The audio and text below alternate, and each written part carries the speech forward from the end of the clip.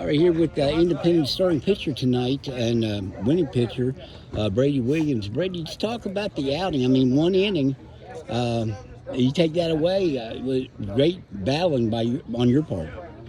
I mean, Wyoming East is a tough team. I mean, it's tough playing them, whether it's here or there. And I came out, I was tense, and I was just tight, throwing, wild a little bit.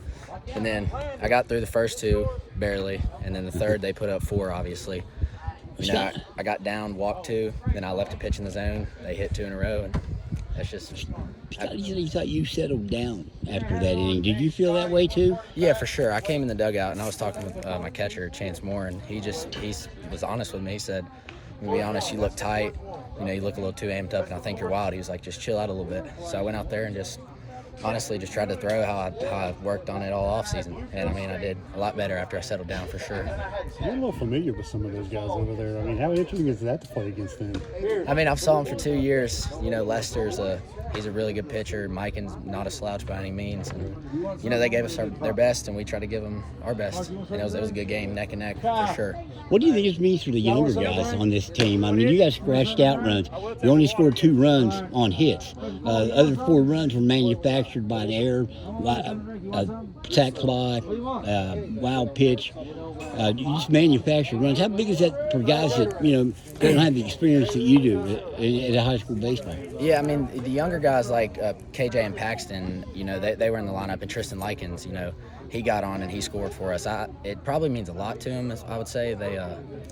They're a good group. They work hard. They're just still easing into things. I mean, it's not everybody can bounce in as a freshman and do good. I mean, I didn't do good by any means freshman year, and we're just trying to be there and help them out, be there for them, honestly. And they listen real well. They're a good group. How amped up were you for this? Scotty said you were real amped up. I was just waiting for this game. Yeah, I mean, originally he told me I had the ball Friday against James Monroe, and then Wednesday he was like, "You're going tomorrow. What do you want to wear?" And I was like, listen to music all day, just trying to focus. And I got here, I calmed down, but obviously once you get out there, first inning, ready to go, you're real wild. What do you listen to get fired up, to get you in the mindset?